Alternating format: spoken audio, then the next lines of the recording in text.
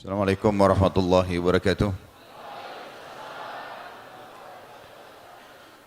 Alhamdulillah, selalu saja kita memuji Sang Pencipta Allah dengan penuh keyakinan bahwasanya Dia Maha mendengar, melihat dan mengetahui segala gerak-gerik kehidupan kita.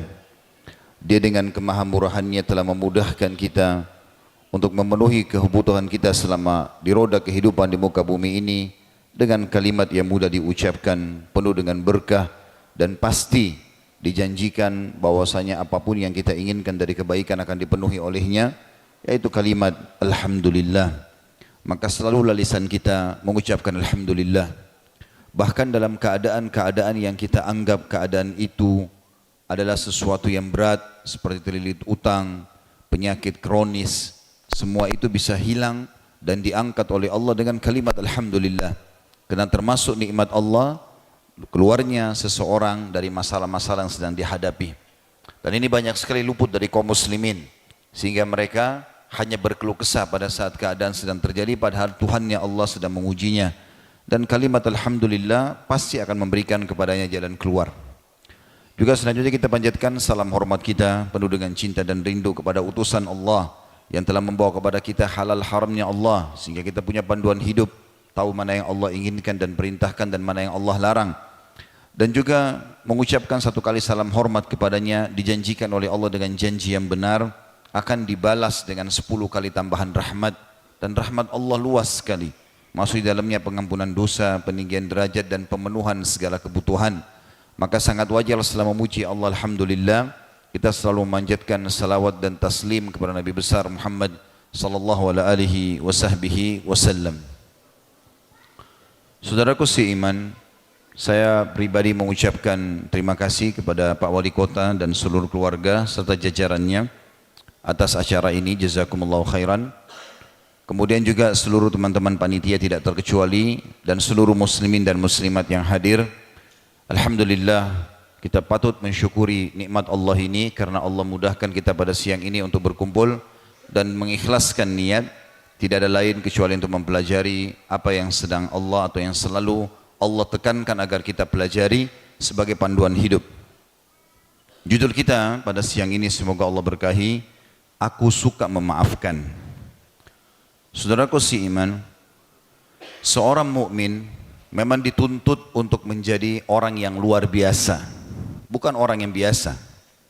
Kalau orang yang biasa, semua orang bisa melakukan. Seorang mukmin pada saat dia butuh dan ada orang lain yang butuh, maka dia mendahulukan orang lain itu. Bahkan kata Nabi SAW, La yu'minu ahadukum hatta yuhibbu li akhihi ma yuhibbu li nafsih. Tidak akan dihitung sempurna iman seseorang sampai dia mencintai untuk saudaranya muslim apa yang dia cintai buat dirinya sendiri. Kita malah dituntut pada saat kita butuh mendahulukan orang lain. Bahkan Allah subhanahu wa ta'ala memuji kaum Ansar yang hijrah atau yang menerima kaum muhajirin di Madinah, penduduk asli Madinah. Dalam Al-Quran surah Al-Hashr Allah mengatakan wa yu'thiruna ala anfusihim walau kana bihim khasasah. Dan mereka memaksakan diri untuk mendahulukan memenuhi kebutuhan saudara-saudara mereka muhajirin walaupun mereka butuh dengan itu. Seorang muslim dituntut walaupun dia lapar, dia mendahulukan saudaranya untuk kenyang. Walaupun dia harus basah, saudaranya dalam kondisi kering. Walaupun dalam kondisi dia butuh, saudaranya yang terpenuhi. Begitu juga pada saat saudaranya berbuat salah, maka dia memaafkan. Kalau seseorang, teman-teman sekalian, punya masalah sama orang lain, kemudian dia marah dan dia balas, itu biasa. Semua orang bisa lakukan. Tapi pada saat orang lagi berbuat kesalahan dan kita bisa melakukan sesuatu yang tidak normal atau tidak umumnya orang lakukan, yaitu memaafkan, disitulah kita menjadi manusia yang luar biasa. Dan Islam menyuruh kita untuk itu, supaya kita menjadi orang yang luar biasa. Baik Ustaz, kalau saya memaafkan orang lain, apa kira-kira yang saya dapatkan? Akan kita paparkan pada pertemuan sekarang ini apa yang Bapak Ibu dapatkan pada saat memaafkan orang lain. Bagaimana agar hati kita bisa tenang dalam menghadapi permasalahan-permasalahan. Sudah ada masalah yang sedang kita hadapi, baik itu fitnah, baik itu ghibah, gunjingan, baik itu hak kita diambil, lalu kita masih diminta dalam syariat memaafkan. Bagaimana kita menghadapi kondisi itu? Itulah yang akan kita titik beratkan pada pertemuan sekarang. Semoga Allah subhanahu wa ta'ala berkahi. Saudaraku seiman, kita akan bermula membahas masalah ini dengan sifat sang pencipta Allah. Salah satu sifat Allah itu afuun.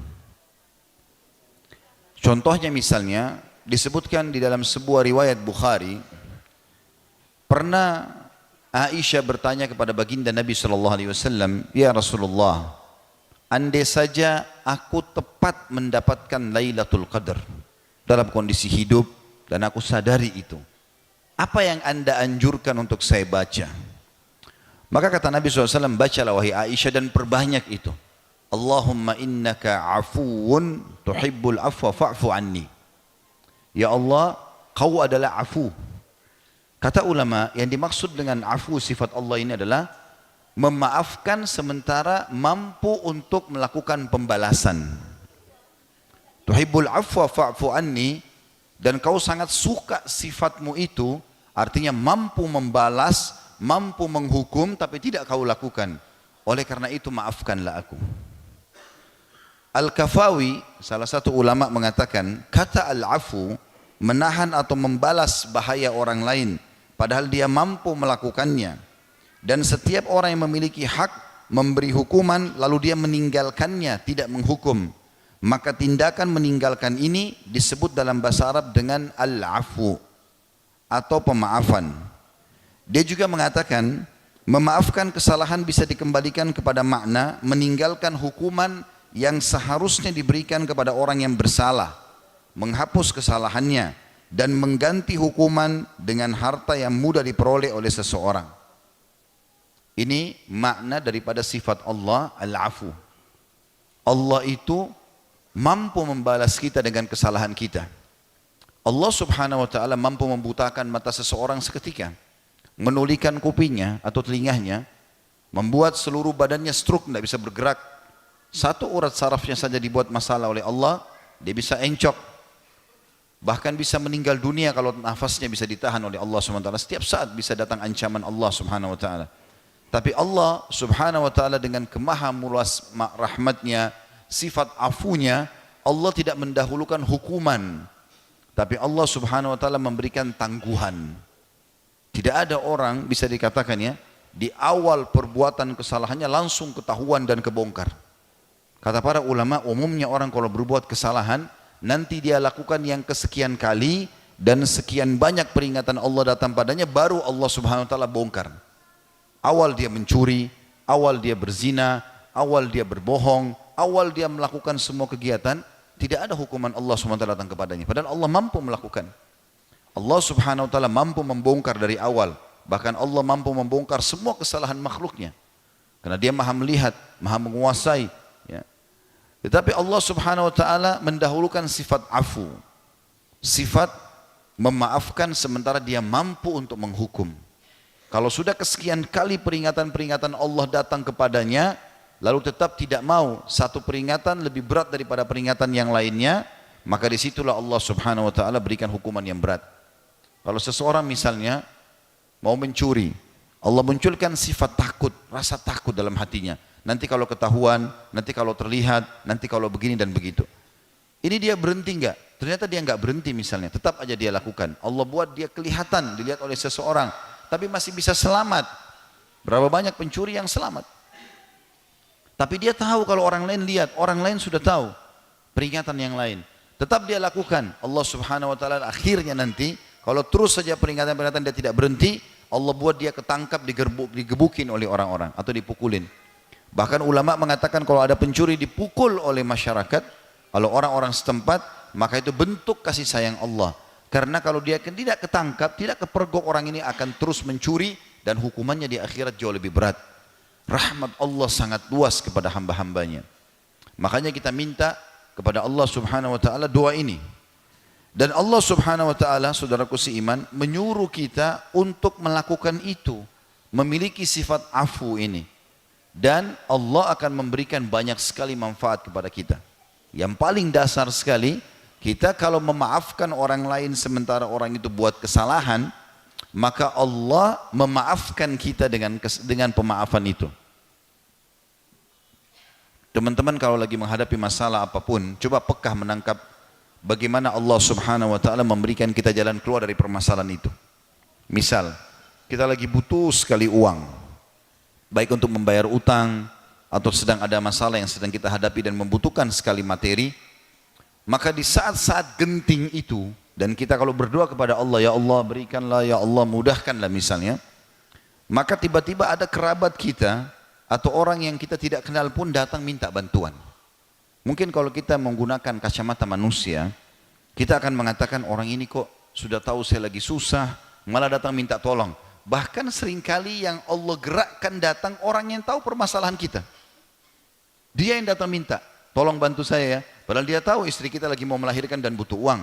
Dia tahu anak kita sedang sakit dan butuh biaya rumah sakit. Dia tahu kita sedang akan melunasi utang. Tapi dia justru datang di waktu-waktu genting itu. Teman-teman harus peka menangkap sinyal Allah.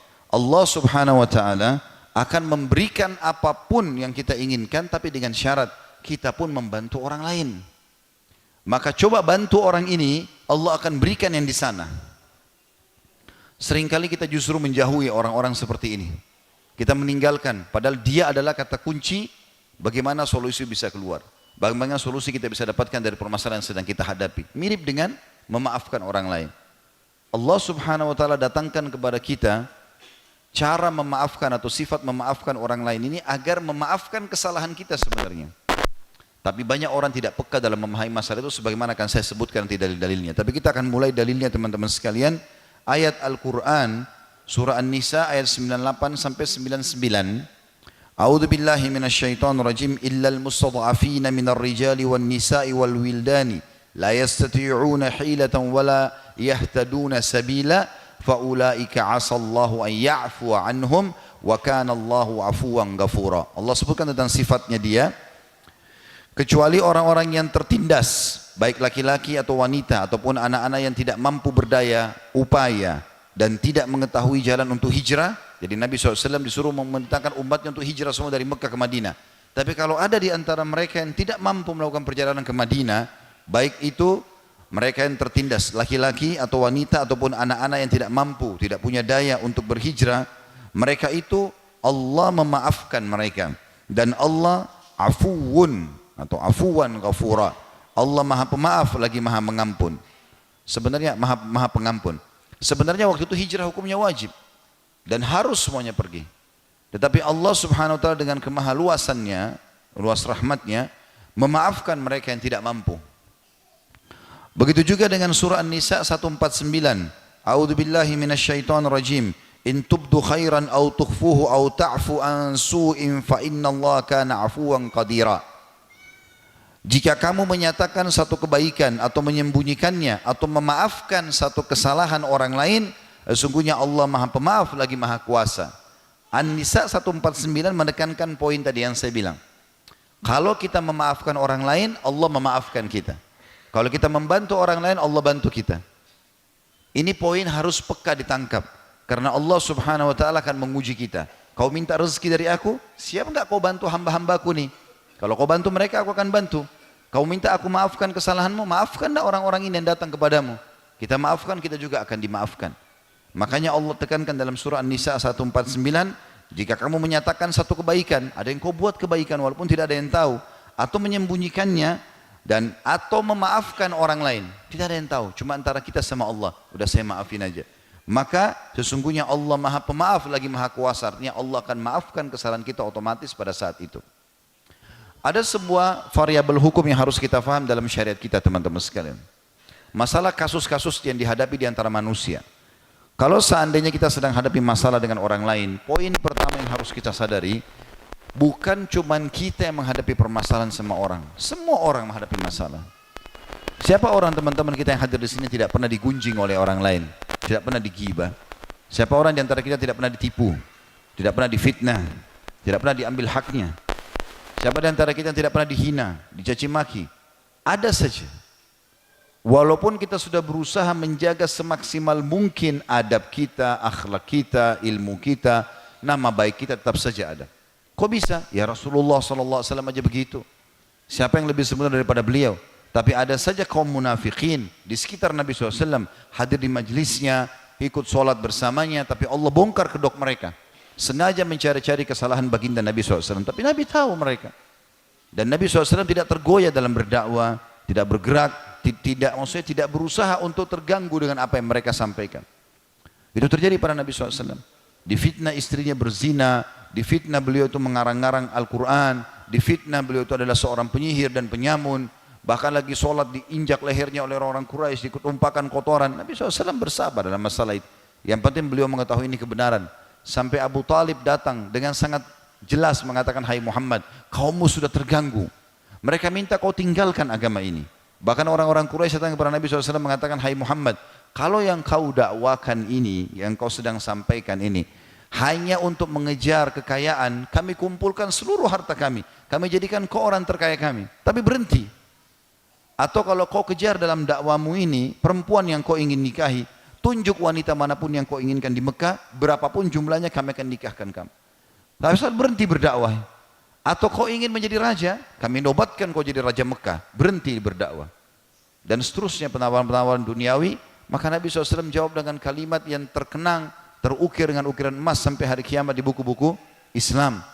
Kata Nabi SAW, wahai pamanku, andai saja mereka meletakkan matahari di tangan kananku, bukan cuma yang tadi ditawar-tawarkan tuh, wanita lah, harta lah, kerajaan. Kalau matahari mereka berhasil tangkap dengan tangan mereka lalu ditaruh di tangan kananku, nggak ada orang bisa lakukan itu. Berarti saya kuasai matahari dan bulan di tangan kiriku, untuk aku tinggalkan kebenaran ini maka aku tidak akan tinggalkan. Kekokohan dalam mempertahankan kebenaran itu kelihatan. Nabi SAW dalam kondisi seperti itu, beliau mendahulukan memaafkan orang lain. Tidak pernah balas kejelekan dengan kejelekan. Bahkan orang-orang munafik dengan sangat jelas menghina-hina Nabi SAW. Dan para sahabat sampai jengkel luar biasa. Istrinya difitnah berzina. Saya tidak bisa bayangkan bagaimana seorang da'i saja, seorang ulama, lalu istrinya diberitakan selingkuh dengan orang lain. Satu negeri tahu. Satu Madinah menyangka, ya, berita tersebar bahwasanya Aisyah berzina dengan Safwan. Nabi SAW terputus wahyu pada saat itu selama sebulan. Enggak ada berita dari langit. Maka beliau pun merasa pada saat itu ini cobaan dari Allah SWT. Beliau bersabar. Dan pada saat ketahuan pelaku-pelakunya, nah, para sahabat menawarkannya, Rasulullah, kami sudah tahu siapa pelakunya, Ubaidillah bin Abi Salul, ya, kepala munafikin. Izinkan kami menebas lehernya. Maka Nabi SAW mengatakan, jangan.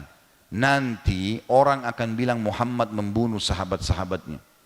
Jadi mereka sudah terlanjur dekat dengan saya, enggak mungkin saya balas kejelekan itu dengan kejelekan. Sudahlah, orang sudah tahu kesalahan mereka, sudah cukup, selesai. Enggak perlu kita ikut-ikutan membalas itu. Itu sifat yang luar biasa. Ya, memang ini dibutuhkan bagi setiap muslim untuk menanamkan dalam jiwa mereka seperti itu.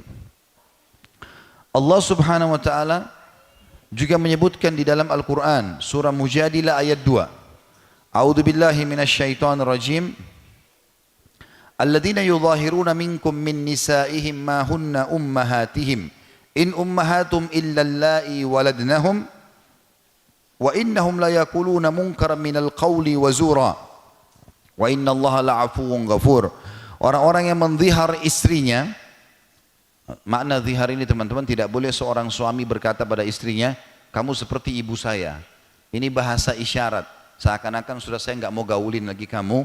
Saya tidak anggap kamu seperti istri, tapi kamu seperti ibu saya. Ini enggak boleh dalam Islam. Walaupun istrinya sudah tua, istri tetap status istri.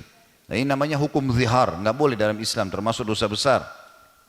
Maka Allah mengatakan orang-orang yang menzihar istrinya di antara kalian, menganggap istrinya bagi ibunya, padahal tidaklah istri itu ibu-ibu mereka. Ibu-ibu mereka tidak lain hanyalah wanita yang melahirkan mereka. Dan sungguhnya mereka sungguh-sungguh mengucapkan satu perkataan yang mungkar dan dusta. Dan sesungguhnya Allah Maha Pemaaf lagi Maha Pengampun. Terus saja Allah SWT setelah menyebutkan kesalahan-kesalahan banyak, Allah mengatakan Allah itu afuun. Afuun artinya tadi saya sudah bilang, dia mampu membalas tapi tidak melakukannya. Dan Allah menyuruh menanamkan sifat ini kepada kita semua bagi hamba-hamba yang beriman. Salah satu ulama mengatakan al-afu adalah salah satu sifat Allah. Dialah yang menghapus segala kesalahan dan mengampuni segala kemaksiatan. Sifat tersebut dekat dengan Al-Ghafur. Kadang-kadang kita dengar juga Allah itu Ghafur. Akan tetapi lebih dahsyat daripada kalimat Al-Ghafur. Afuun lebih dahsyat daripada kalimat Al-Ghafur. Karena Al-Ghufran ya, atau pengampunan mengabarkan tentang penutupan kesalahan. Kalau kita bilang ya Ghafur ikfirli, seakan-akan kita bilang ya Allah, ya tutupilah kesalahanku itu. Tapi afu, kalau kita bilang Allahumma innaka afuun tuhibbul afwa fa'fu anni, mengabarkan tentang penghapusan dan menghapus lebih utama daripada menutupi. Allah Subhanahu wa taala telah memerintahkan nabinya Muhammad SAW untuk memaafkan ketergelincingan kaum mukminin. Seraya berfirman juga di dalam surah Al-Imran 159, kalau ada sahabat yang salah, keliru, terus datang mengakui kesalahannya, dia mau minta maaf, Allah bilang, fa'fu anhum wastaghfir lahum. Fa'fu anhum, gunakan kalimat itu, karena itu maafkan mereka Muhammad walaupun kau mampu menghukum mereka. Sebagai seorang nabi, sebagai seorang raja, nabi bisa bilang, penggal lehernya, potong tangannya, cambuk dia. Tapi Allah bilang, fa'fu anhum, maafkan mereka, dahulukan dengan memaafkan. Tidak cukup, wastaghfir lahum, mohon ampun buat mereka. Mohon ampun buat mereka. Dan ini juga terjadi teman-teman sekalian pada saat baginda Nabi SAW berdakwah di kota Mekah. Sudah kurang lebih berdakwah di Mekah itu hampir mungkin 8 atau 9 tahun, dakwah beliau ditolak. Semuanya penolakan, padahal ini kaumnya sendiri. Dengan bahasa mereka, mereka mengenal nasab Nabi SAW. Mereka menolak, Nabi SAW berpikir, mana lagi yang mau didatangin nih, kota mana lagi yang mau didakwahi. Nabi SAW datang ke kota Taif, yang paling dekat dengan kota Mekah, kota Taif sekitar 80 km dari sana. Dan ini dihitung kota nomor 2 terbesar setelah Mekah pada saat itu. Maka Nabi SAW datang ke sana jalan kaki. Sekarang saja kita kalau naik mobil, kurang lebih 1,5 jam baru bisa sampai ke sana. 1 jam, 1,5 jam, tergantung kecepatan mobilnya. Tapi umumnya orang kalau jalan santai 60 km, 80 km per jam, maka dapatnya sekitar 1 jam. Karena dia naik di atas gunung jauh. Nabi SAW jalan kaki sampai ke sana. Begitu tiba di sana sama salah satu anak angkat Nabi SAW, Zaid bin Harith radhiyallahu anhu, tiba di sana lalu mendatangi kepala-kepala sukunya, mengajak mereka Islam, mereka menolak. Dan ada sebabnya mereka menolak ya. Dalam beberapa buku sejarah disebutkan, sebelum Nabi Muhammad SAW datang, pamannya Abu Lahab sudah datang. Abu Lahab datang, kemudian mendahului Nabi SAW dan menyampaikan akan datang nanti seseorang, itu ponakanku, aku kenal benar dia. Dia pendusta, dia penyihir, jangan dengar. Maka pemimpin Taif menolak, karena lebih percaya dengan sesama mereka sebagai pemimpin. Lalu Nabi SAW mengatakan, kalau gitu biarkan saya mendakwahi masyarakat. Siapa tahu ada masyarakat Taif yang mau beriman kepada Allah. Maka pada saat itu pun mereka mengatakan tidak bisa. Pokoknya kami tidak ingin kau mendakwai, tidak cukup di situ. Lalu pemimpin Taif ini ada 3 orang bersaudara, semuanya dianggap menjadi pemimpin pada saat itu. Menyuruh masyarakat mereka, baik laki-laki, perempuan, anak kecil, orang tua, semuanya pegang batu di tangan mereka. Lalu melempari Nabi SAW dari tempat keluar di rumah kepala suku itu atau pemimpin tersebut sampai ke pintu gerbang kota Taif. Jauh sekali. Maka mereka disuruh melempari kaki Nabi SAW. Bukan badannya tapi kakinya. Jadi setiap Nabi SAW angkat kaki, disuruh rame-rame lempari kaki yang sedang diangkat. Setiap diturunkan kesakitan, yang satu diangkat dilempar lagi. Maka tidak mungkin orang jalan dengan menyeretnya. Sampai kaki Nabi SAW semuanya berdarah, luka. Karena sekian banyak, mungkin ribuan batu. Ya. Kita bisa bayangkan satu saja batu dilemparkan ke kita, kalau batu besar sudah berdarah, kesakitan luar biasa. Bagaimana dengan ribuan, seluruh masyarakat membuat 2 saf kiri kanan, menggiring atau mendampingi Nabi SAW sampai ke pintu gerbang kota Taif. Dalam kondisi sudah luka parah, sakit, keringatan. Nabi SAW coba keluar, ditutupkan pintu gerbang. Betul-betul memalukan, memilukan gitu kan. Merasa luar biasa, tapi Nabi SAW ini orang yang tingkat imannya memang sangat wajar Allah memilih beliau sebagai manusia terbaik, utusan yang paling sempurna untuk seluruh alam semesta, karena kesabarannya, sifat pemaafannya mengalahkan emosinya. Maka dia pun akhirnya jalan Nabi SAW dalam kondisi sakit sampai tiba di bawah sebuah pohon. Kemudian dia mengatakan, ya Allah, kemana engkau akan arahkan masa depanku? Kepada sesuatu yang tidak jelaskah? Kota Mekah sudah nolak, kota Taif sudah nolak, kemana lagi nih? Saya tidak tahu harus kemana. Nabi SAW manusia biasa. Seperti kita sudah berdakwah, di sini ditolak, di sana ditolak, tidak ada yang mau dengar kebenaran. Harus kemana nih? Tapi Nabi SAW besarkan jiwanya sampai mengatakan, kalau kau tidak peduli ya Allah, maka kalau kau tidak marah, maka aku tidak peduli ya Allah, aku tetap akan jalan. Kata Nabi SAW, tiba-tiba aku mengangkat kepalaku ke langit, lalu langit itu terlihat ada Jibril datang alaihissalam. lalu mengatakan, hai Muhammad, di sebelahku ada malaikat penjaga gunung, khusus mengurus gunung-gunung. Saya sarankan nanti kalau teman-teman lagi umroh atau lagi haji, kalau bisa travelnya minta untuk datang ke kota Taif, biar tahu. Itu lokasi dakwah Nabi SAW dulu. Memang gunung-gunung batu semuanya. Gunung-gunung batu. Bahkan di sana ada kereta gantung itu terbesar di dunia nomor 2 sebenarnya. Bayar entah 40 real, bisa melewati gunung-gunung batu. Dan kita bisa tahu bagaimana gunung-gunung batu itu tingginya, besarnya. Ini gunung-gunung batu yang tidak biasa gitu. Besar sekali. Ya, ada di dasarnya gunung itu di bawah sekali, dan ini tingginya sekian ya, ribu meter dari permukaan laut. Yang jelas teman-teman sekalian, penjaga gunung ini malaikat Jibril mengatakan ini malaikat pengurus gunung di seluruh bumi ini. Kalau engkau mau, suruh saja dia akan satukan semua gunung-gunung batu ini sehingga 2 kota ini hilang ceritanya. Mekah dan Taif ini nggak ada lagi dalam sejarah, dan dakwamu tetap akan diterima. Atau kau bersabar dan dakwamu akan diterima juga. Apa kata Nabi SAW? Sudah di tengah tangannya, tinggal mengatakan iya, hancurin saja, selesai. Mungkin kalau seseorang di antara kita menjadi Nabi SAW, kita sudah hancurin saja, ya. Nolak dakwah, lemparin batu, ya. Pastilah. Tapi subhanallah, Nabi SAW mengatakan tidak. Tapi aku memaafkan mereka. Aku berharap keluar dari keturunan mereka orang-orang yang beriman kepada Allah. Akhirnya, ya, betul doa Nabi SAW, harapan Nabi SAW dipenuhi oleh Allah SWT. Keluar dari kota Taif, seseorang yang bernama Abdurrahman ibn Sakhr radhiyallahu anhu, ya, yang dikenal dengan Abu Hurairah. Itu dari suku Ad-Daus, dari kota Taif itu. Perawi hadis paling banyak laki-laki. Justru dari keturunan mereka. Dan begitu juga Mekah akhirnya masuk Islam, Taif masuk Islam, dan sampai hari ini menjadi simbol Islam. Gitu kan? Andai saja Nabi SAW mendahulukan emosinya, maka sudah tidak seperti ini. Nabi SAW mendahulukan kasih sayangnya. Begitu juga pernah datang seorang pendeta Yahudi datang kepada Nabi SAW. Kebetulan Nabi SAW pernah utang dengan dia. Dan ini pintu utang dibolehkan dalam Islam.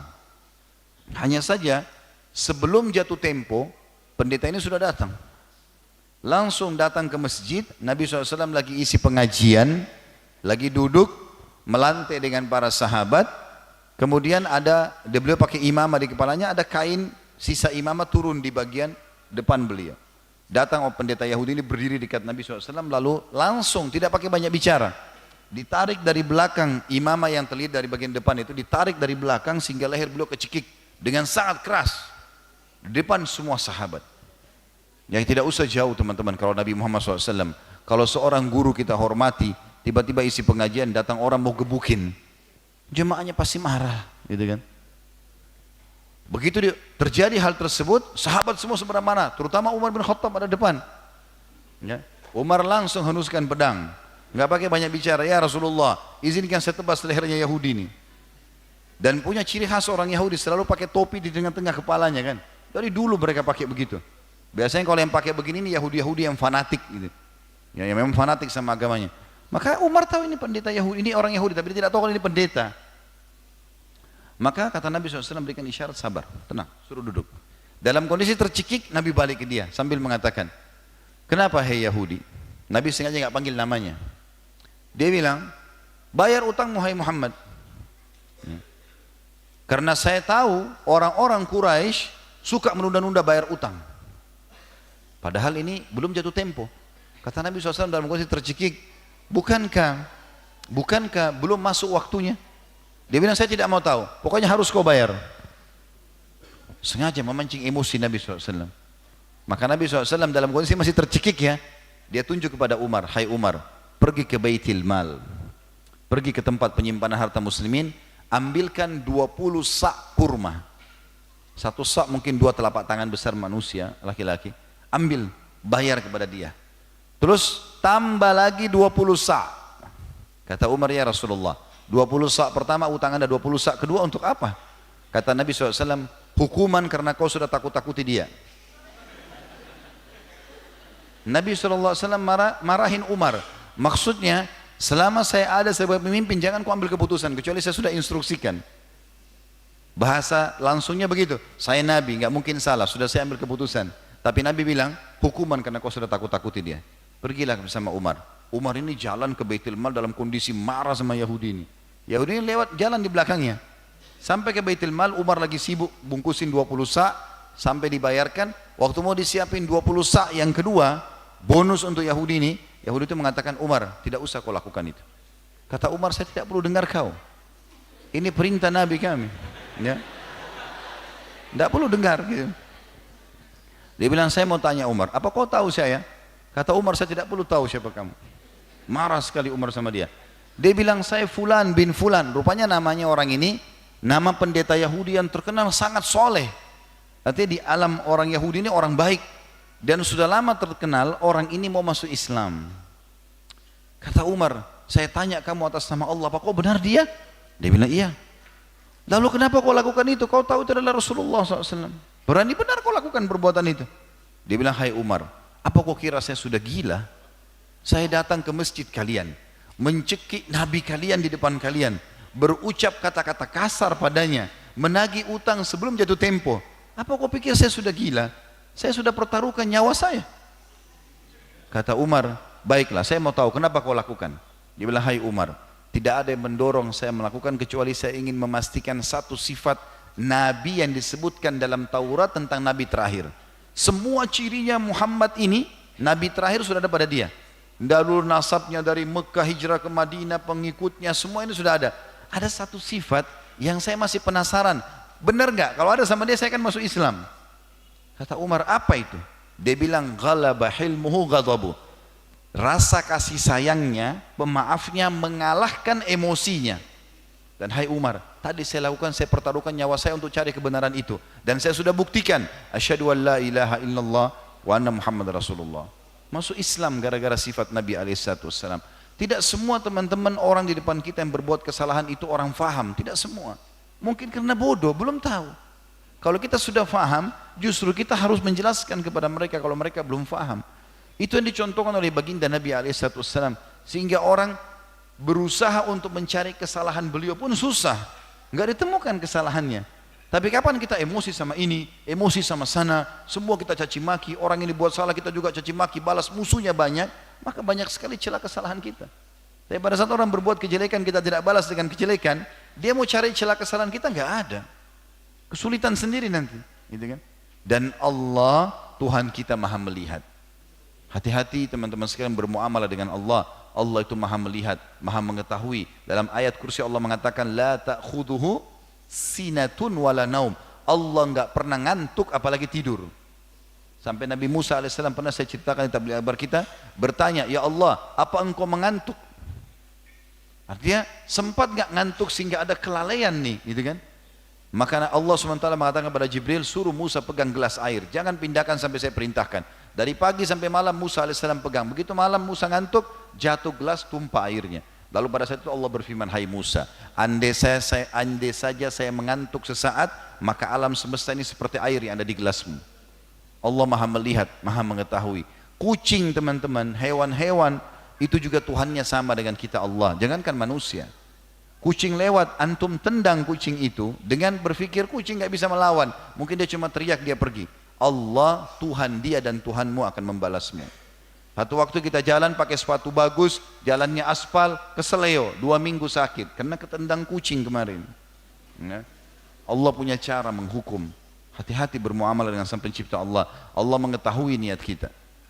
Dan ini teman-teman, Allah Subhanahu Wa Taala ya memberikan kepada kita juga hak kadar balasan sesuai dengan kadar perjuangan ya. Jadi makin berat perjuangan yang sedang kita lakukan di jalan Allah, maka makin besar balasannya. Orang sholat subuh di Eropa di musim dingin salju, atau mungkin ada beberapa teman-teman untuk hari kirimkan ke saya foto dan ada derajat Celsiusnya di musim dingin musim salju di bawah 0 derajat ya. 0,5 atau 5 derajat atau 10 derajat di bawah 0. Itu biasa di Rusia, di Swedia, terjadi di beberapa negara. Tapi beberapa ikhwah kirimkan saya, ini Ustaz, dalam kondisi dingin begini ikhwah masih pergi sholat subuh di masjid. Beda pahalanya dengan kita di sini hanya hujan gerimis. Makin besar upaya kita di jalan Allah, maka makin besar pahalanya. Makin besar cobaan dan kita malah makin besar jiwa kita. lebih besar jiwa kita daripada masalah itu, maka makin besar pahalanya. Kata Nabi SAW, inna idhamal ajri ma idhamal bala. Sesungguhnya makin besarnya kadar pahala balasan sesuai dengan besarnya kadar cobaan. Kalau kita digibah oleh orang, ternyata gibah itu benar, mungkin masih lebih ringan dibandingkan kita digibah sesuatu yang tidak benar. Kan jadi lebih berat. Tapi subhanallah, fahami teman-teman, makin besar cobaan, maka berarti bentuk kasih sayang Allah makin besar sama kita. Kadang-kadang ada derajat di surga, kita nggak bisa jangkau kecuali dengan cobaan itu. Umur kita cuma 60 tahun misalnya, tapi Allah mau kita menjangkau derajat itu di surga. Derajat itu harus dengan 100 tahun sholat malam, 100 tahun bakti sama orang tua, 100 tahun sedekah. Umur kita cuma 60, 70. Allah mau kita sampai di sana. Allah uji dengan 10 tahun penyakit. Allah uji dengan fitnah yang disebarkan, ghibah yang disebarkan. Yang penting kita tidak salah, nggak usah khawatir. Jalan saja, nggak usah peduli. Allah punya cara membongkar kedok-kedok orang-orang ini. Sebagaimana Allah bongkar kedok orang munafikin di zaman Nabi SAW. Sebagaimana Allah, tidak ada teman-teman, tidak ada orang yang mengatur tipu muslihat kecuali Allah punya cara untuk membongkarnya. Bahkan kembali kepada dirinya sendiri. Renungi baik-baik dan tadabburi surah Fatir, surah nomor 35 ayat 43. Di potongan ayat itu Allah mengatakan, a'udzubillahi minasyaitonirrajim, wala yahikum makrus sayyi illa bi ahli. Tidak ada orang yang mengatur tipu muslihat, mengatur apapun cara dia, kecuali akan kembali kepada diri dia sendiri. Allah punya cara. Dia berputar-putar merasa dirinya sehebat apapun akan kembali ke poin itu nanti. Maka ini teman-teman harus difahami. Juga firman Allah surah Asy-Syura ayat 80, Allah berfirman, a'udzubillahi minasyaitonirrajim, di mana Allah menyuruh kita kaum mukminin untuk memiliki sifat afu ini. Wa jazaa'u sayyi'atin sayyi'atun mithluha faman 'afa wa aslaha fa ajruhu 'ala Allah innahu la yuhibbul zalimin. Balasan kejahatan adalah kejahatan yang serupa. Artinya kalau orang buat jahat kita laporin, bisa enggak? Boleh. Tapi apa kata Allah? Itu biasa, umum orang semua bisa lakukan. Lalu Allah lanjutkan, barang siapa yang memaafkan dan berbuat baik. Makna berbuat baik adalah tidak balas keburukan orang itu dengan keburukan, ghibah dengan ghibah, fitnah dengan fitnah, curian dengan curian, tidak ya. Maka Allah simpankan pahala untuknya. Sesungguhnya dia Allah tidak menyukai orang-orang yang berbuat zalim. Makna zalim dalam ayat ini adalah membalas keburukan dengan keburukan. Juga dalam firman Allah Subhanahu wa taala dalam surah At-Taghabun ayat 14. Yang punya program Al-Qur'an di HP dibuka ya, tadabbur ayat. A'udzubillahi minasyaitonirrajim. Ya ayyuhalladzina amanu inna min azwajikum wa auladikum aduwwan lakum fahdharuhum wa in ta'fu wa tasfahu wa taghfiru fa innallaha ghafurur rahim. Hai orang-orang beriman, sesungguhnya ada di antara istri-istri dan anak-anakmu ada yang menjadi musuh bagimu. Makna di sini ayat ini turun kepada orang-orang beriman yang istri anak mereka tidak mau ikut berislam, ya, sehingga mereka menjadi musuh bagi suaminya atau bagi ayahnya. Atau ada sebagian istri kadang-kadang suaminya mau berbuat kebaikan malah dia menjadi penghalang, mau menjadi orang soleh malah dia menjadi penghalang. Tapi Allah bilang apa? Bagaimana menghadapi pasangan hidup dan anak-anak yang seperti ini? Allah bilang, maka berhati-hatilah kalian terhadap mereka. Kalau ada keburukan, hati-hati, jangan sampai menjadi fitnah dalam kehidupanmu. Dan jika kamu memaafkan dan tidak memarahi serta mengampuni mereka, sudahlah, nggak apa-apa, dakwahi pelan-pelan. Seperti kasus Nabi Nuh dan Nabi Lut alaihissalam, istri mereka dalam keadaan kufur. Bayangkan Nabi Lut berdakwah di kaumnya, jangan homoseksual, Allah murka, belum pernah ada perbuatan ini sebelum kalian di muka bumi ini, baru kalian. Allah bisa turunkan batu-batu dari neraka di atas dari langit. Ditakut-takuti, istrinya lewat mengatakan, buat saja, nggak apa-apa. Istri Nabi Lut, nggak apa-apa, saya dukung, nanti Lut itu urusan saya. Begitu luar biasa, dia dukung. Bahkan dalam beberapa riwayat disebutkan mertuanya Nabi Lut, ayahnya istrinya ini juga meninggal dalam keadaan kufur, itu pelaku homoseksual, pendukung di situ. Tapi Nabi Lut alaihissalam menjalankan dakwah, tetap mendakwahi, mengingatkan istrinya. Tapi karena tidak mau, Allah binasakan semuanya. Mirip dengan kasus Nabi Nuh, sampai Allah jadikan perumpamaan dalam Al-Quran tentang dua istri orang soleh. Dua-duanya di bawah naungan hamba kami yang soleh. Tapi dua-duanya berkhianat, tidak mau menjalankan, maka tertimpa apa yang menimpa orang-orang ini. Allah menyuruh kita maafkan, jangan marahi, nasihati baik-baik. Ya. Kemudian ampuni mereka. Maafkan juga mereka. Sesungguhnya Allah Maha Pengampun lagi Maha Penyayang. Kalau kau maafkan, kau justru dimaafkan. Allah juga menjelaskan bahwa memaafkan adalah sifat orang-orang yang bertakwa. Allah sebutkan dalam surah Al-Baqarah ayat 237. A'udzubillahi minasyaitonirrajim wa an ta'fu aqrabu littaqwa.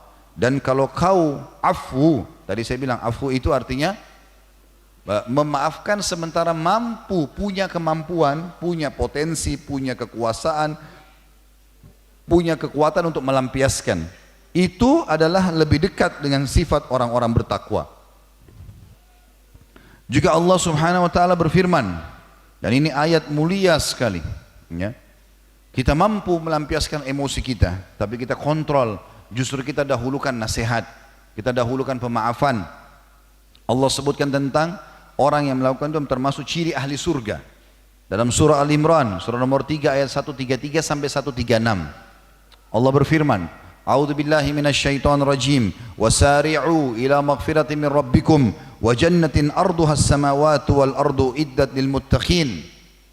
Ini 133-nya artinya berlumba-lumbalah kalian, ya, atau bersegeralah kalian kepada pengampunan Tuhan kalian dan kejarlah surga. Setelah taubat, ya, maka segeralah kalian berbuat amal untuk mengejar surga yang luasnya seluas langit dan bumi, hanya dijanjikan untuk orang yang bertakwa. Pertanyaan kecil, siapa yang Allah janjikan ini? Pengampunan dosa dan juga masuk surga yang luasnya seluas langit dan bumi. Allah bilang tentang ciri orang yang bertakwa ini, ahli surga ini. Alladzina, ini 134-nya. Alladzina yunfikuna fis sarra'i wad dharra'i wal qadhimina al ghaidha wal 'afina 'anil nas wallahu yuhibbul muhsinin. Yaitu orang-orang yang sibuk menginfakkan harta mereka, baik dalam keadaan mereka sempit atau dalam keadaan mereka lapang. Miskin pun tetap bersedekah, rutin tiap hari memberi di jalan Allah Subhanahu wa taala. Dan orang yang qadhiminal ghaidh. Qadhimil ghaidh kata ulama tafsir adalah orang yang mampu melampiaskan marahnya tapi dia tidak mau. Dia malah mengontrol dirinya. Lalu Allah bilang wal 'afina 'anin nas, bahkan memaafkan kesalahan orang lain. Wallahu yuhibbul muhsinin. Semua itu karena Allah suka orang berbuat kebaikan-kebaikan. Khusus masalah A134 ini ada kasus terjadi. Pernah ada seorang salafus saleh dari kalangan tabi'in. Dia kebetulan punya budak laki-laki, disuruh buat marak kambing yang panas sekali, dimasak untuk tamu. Maka diangkatlah sama dia di sebuah wadah yang besar. Dengan hikmah Allah Subhanahu wa taala, kebetulan si majikan ini sama budaknya ini dua-duanya orang saleh dan faham agama. Tidak sengaja waktu dia lagi mau letakkan kari kambing itu di depan tuannya, kakinya kesentuh karpet yang terlipat, jatuh, tumpah semua di badan majikannya. Ya, kita mungkin kena sedikit aja air panas sudah bisa emosi yang luar biasa. Bagaimana dengan satu tempat wadah marak panas tumpah semua di depan tamu. Tapi subhanallah, dengan hikmah Allah juga Allah mudahkan si budak ini mengucapkan kalimat dan jadi pelajaran sampai siang ini. Teman-teman sudah 1000 tahun lebih kita bisa dengarkan kisahnya. Allah kekalkan kisahnya untuk menjadi pelajaran bagi orang-orang. Budak ini mengatakan, wahai Tuhan, Allah telah berfirman. Begitu dia dengar kata-kata Allah berfirman, majikannya mengatakan, bacakan buat saya. Sementara ini tumpah panas di bajunya, tumpah semua, ya. Maka dia mengatakan, dibaca ayat ini, wal qadhiminal ghaidh, dan orang yang bisa menahan emosinya sementara dia mampu melampiaskan. Kata tuannya, aku sudah meredam ghaidhku atau emosiku. Kata budaknya, ayatnya masih berlanjut Tuan. Dia mengatakan, baik, lanjutkan ayatnya. Dikatakan wal 'afina 'anin nas, dan orang yang suka memaafkan orang lain. Maka kata majikannya, saya sudah memaafkan kamu. Kata budaknya, belum selesai ayatnya Tuan. Kata tuannya, lanjutkan buat saya. Padahal tuannya hafal ayat itu. Maka dia mengatakan, wallahu yuhibbul muhsinin. Allah suka dengan orang berbuat kebaikan. Kata tuannya apa? Pergilah, kau telah aku bebaskan dari keterbudakan. Bagaimana orang-orang beriman memahami masalah itu. Dan memang teman-teman, orang beriman ini beda pengontrolan jiwanya. Itu yang saya dari awal bilang, Allah ingin kita menjadi orang yang luar biasa. Umar bin Khattab radhiyallahu anhu orang yang sangat tegas. Pernah satu waktu beliau lagi duduk, jadi zaman khilafahnya. Semua orang tahu kalau dia sangat adil, sangat baik, tersebar Islam. Orang-orang yang berbuat kemungkaran jadi ketakutan sama Umar, gitu kan. Satu waktu ada orang dari Badui masuk dalam majelis beliau, lalu mengatakan, hai Ibnu Khattab, dengan kasar. Enggak mengatakan hai Amir Mukminin, enggak mengatakan Umar, hai anaknya Khattab. Ya, padahal dia lebih muda dari Umar radhiyallahu anhu. Maka dia mengatakan, kau tidak adil di tengah-tengah kami. Maka Umar langsung marah. Begitu Umar marah, maka ada kebetulan satu sahabat dulu di situ mengatakan, wahai Amir Mukminin, Allah telah berfirman, wa a'rid anil jahilin, dan berpalinglah engkau dari orang-orang bodoh. Sesungguhnya orang ini termasuk orang bodoh. Dia enggak tahu ya kedudukan anda, dia tidak tahu pengorbanan anda, dia orang jahil. Dan Allah bilang wa a'rid, a'rid itu sudah tinggalkan, tidak usah hiraukan.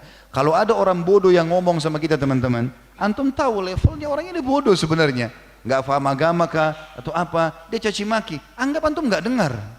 Jangan semua perkataan orang kita mau renungi, susah, gitu kan? Karena kalau orang itu menginginkan emosi dari kita terjadi, maka itu target dia. Dan nggak usah pedulikan. Anggap antum seperti tidak dengar apa-apa, gitu kan? Anggap seperti antum tidak lihat apa-apa. Terkadang dalam kehidupan ini kita seperti pakai kacamata kuda, menutupi. Ya. Tidak usah terlalu peduli dengan semuanya.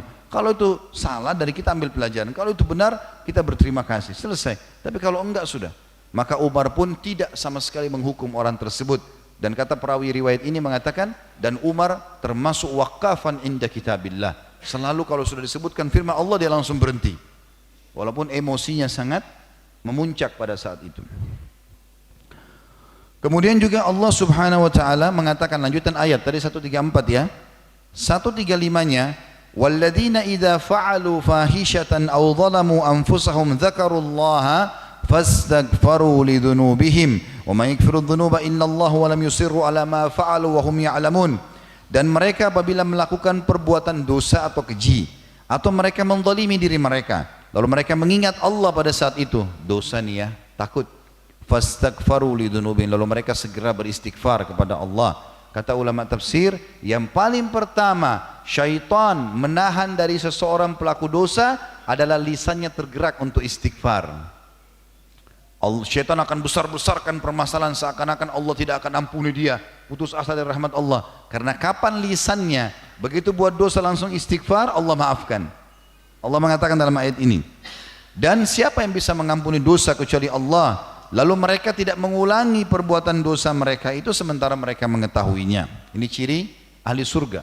Selain tadi mereka berinfak dalam keadaan sempit dan lapang, menahan emosinya, memaafkan orang lain, dan Allah suka orang berbuat baik adalah orang-orang yang kalau berbuat dosa mereka segera beristighfar. 136-nya Allah mengatakan, ulaika, mereka itulah jazaohum magfiratun min rabbihim, balasan mereka pengampunan dari Tuhan mereka, wa jannatun tajri min tahtihal anharu khalidina fiha, dan mereka akan masuk surga yang di bawahnya mengalir sungai-sungai. Wa ni'ma ajrul amilin, dan itulah sebaik-baik balasan pahala bagi orang yang beramal. Nabi kita Muhammad sallallahu alaihi wasallam ya, sebagaimana saya jelaskan tadi, sangat pemaaf. Ya, dan beliau selalu mendahulukan pemaafannya daripada sifat emosinya. Ada sebuah riwayat juga yang melengkapi apa yang kita jelaskan tadi, adalah riwayat Imam Bukhari. Disebutkan di nomor 5809, Anas bin Malik berkata, kuntu amshi ma'a Rasulillah sallallahu alaihi wasallam wa alaihi burdun najraniyun ghalidhul hashiyati fa adrakahu a'rabiyyun fajabadha biridaihi jabzatan syadida. Aku pernah berjalan bersama Nabi sallallahu alaihi wasallam, kata Anas bin Malik, dan beliau kebetulan menggunakan baju yang terbuat dari ya, wilayah Najran, dan kebetulan kainnya sangat kasar ya. Maka ada seseorang Arab Badui yang menyusul Nabi SAW, lalu menarik baju itu dengan sangat keras dari belakang. Lalu kata Anas bin Malik, qala Anas, fanadhartu ila safhati atikin Nabi SAW wa qad atharat biha hasyiyatur ridai min shiddati jabdatihi, thumma qala, dan aku melihat ke arah leher Nabi SAW karena baju ditarik dari belakang dengan keras. Aku melihat di daerah leher Nabi SAW telah berbekas memerah ya, seperti mau luka karena kerasnya tarikan tersebut. Lalu orang baru itu berkata, ya Muhammad, Wahai Muhammad, jadi bukan panggil Rasulullah, bukan mengatakan wahai Nabiullah, tidak hormat sama sekali. Murli min malillahi alladhi indak, berikan kepadaku harta Allah yang diamanahkan kepadamu. Minta bantuan tapi dengan kasar seperti ini. Apa yang terjadi teman-teman sekalian? Bayangkan kita lagi jalan, baju kita ditarik dari belakang. Sudah gitu bilang lagi, kasih saya uang yang Allah amanahkan sama kamu.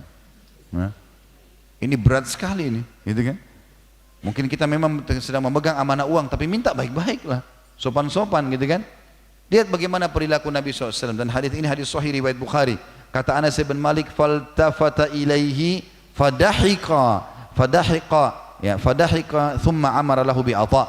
Ya. Faltafata ilaihi fadahika thumma amara lahu bi'ata.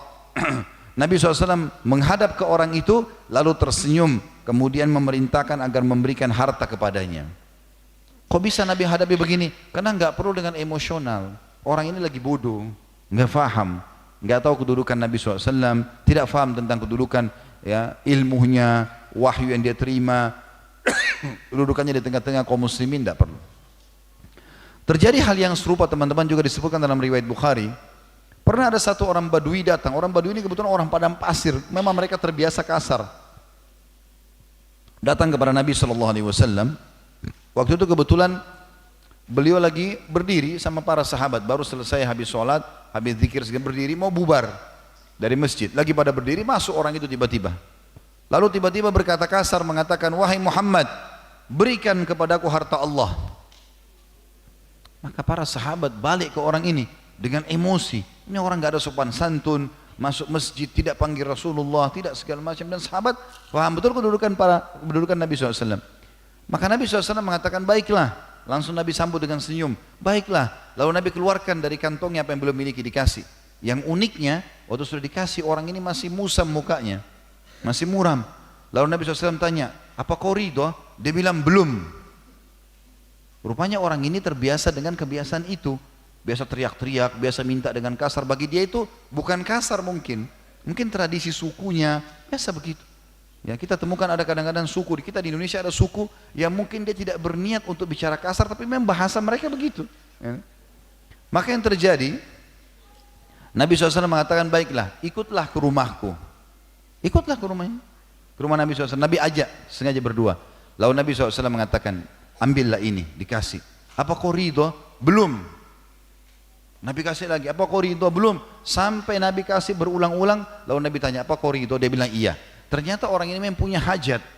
Dia punya hajat, kata sebagian ulama hadits, mungkin anak-anaknya banyak, dia lagi perlu, dia tahu Nabi SAW sering memberi, dan dia tidak tahu cara minta kecuali dengan cara itu. Polos orangnya. Cukup nggak? Belum. Misalnya kita kasih orang miskin minta kita kasih satu piring makan, cukup nggak? Nggak cukup. Belum. Kenapa? Mungkin dia punya 3 orang anak juga yang mau makan. Tapi bahasa dia harus mengatakan apa adanya. Kata Nabi SAW, apa kau sudah ridho? Dia bilang iya. Apa yang kau ucapkan? Kata Nabi kalau kau sudah ridho. Dia bilang jazakallahu khairan. Semoga Allah balas anda dengan kebaikan. Kata Nabi SAW, kalimatmu ini sangat penting. Tadi waktu kau datang pertama di masjid, ya, maka kau ucapkan kalimat yang sedikit mencederai perasaan para sahabatku. Mereka anggap kau tidak sopan, gitu kan? Dan kami memberi, kau mengatakan belum. Lalu kami datang ke rumah, engkau datang ke rumah kami berikan sampai kau ridho. Dan kau sudah ucapkan kalimat yang baik. Aku ingin sekarang kau keluar dengan aku sama-sama keluar, ketemu dengan para sahabatku dan ucapkan kalimat kau terakhir ini. Dia bilang baik ya Rasulullah. Pergilah masuk ke masjid, lalu kata Nabi SAW langsung, Nabi tenangkan audiens ini. Orang lagi pada panas semua, marah dengan orang ini. Dan mereka penasaran, Nabi buat apa sama orang ini dalam rumah nih?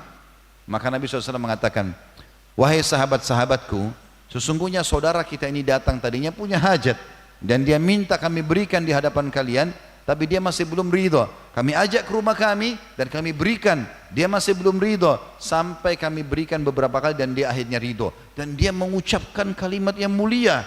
Nabi terangkan apa yang terjadi dalam rumah dan apa kebaikannya orang ini. Nabi nggak mau disebut keburukannya orang ini. Nabi bilang dan dia ucapkan kalimat yang mulia.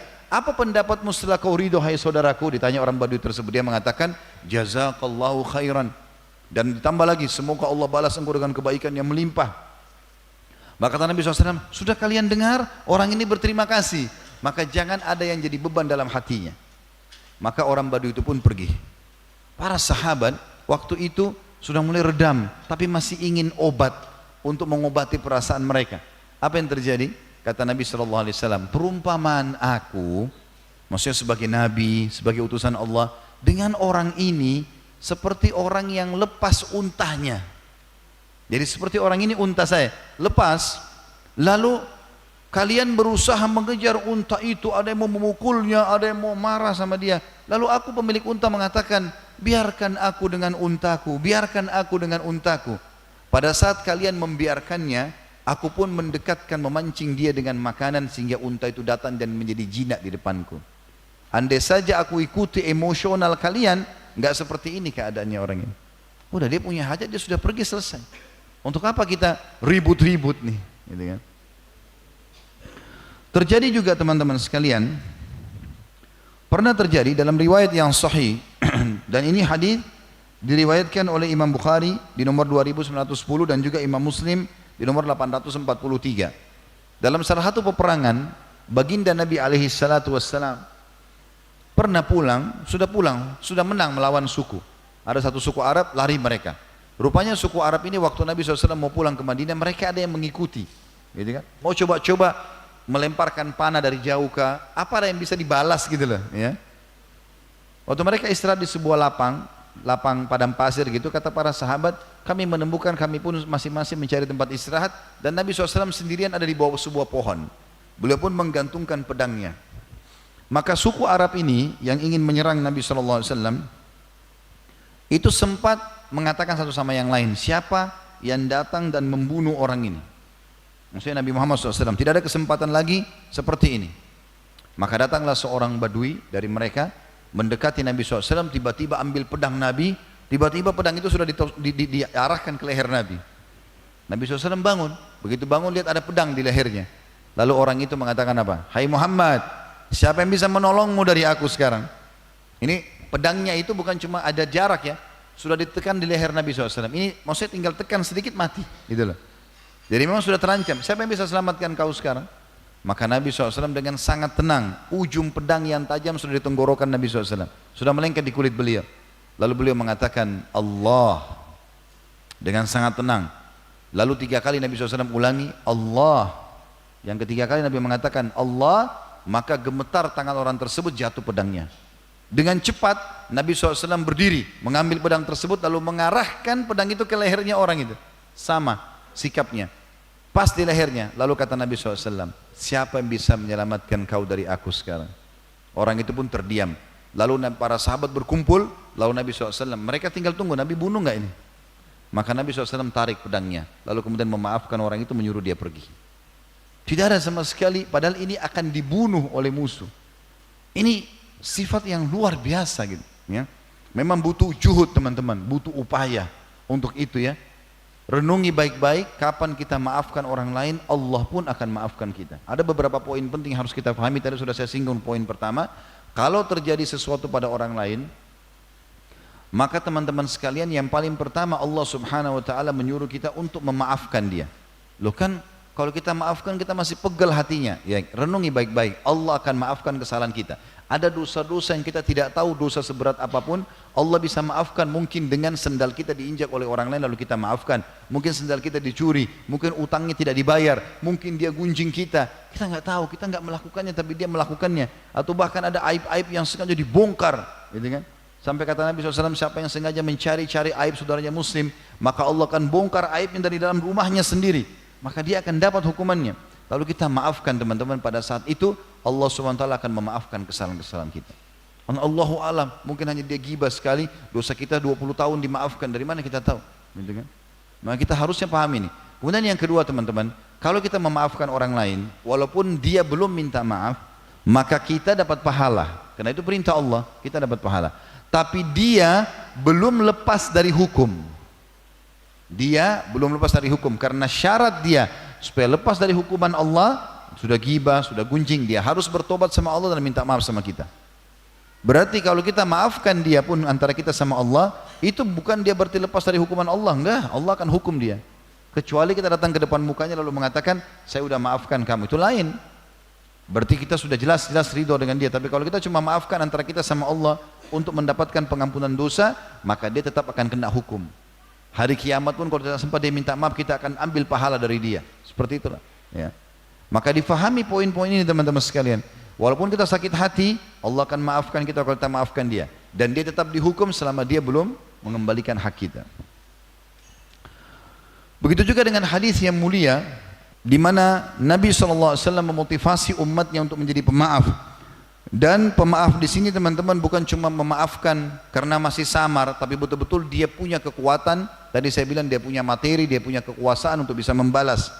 Dalam sebuah hadis yang sahih, hadis ini riwayat Imam Muslim nomor 2588, juga Imam Tirmidzi 2098.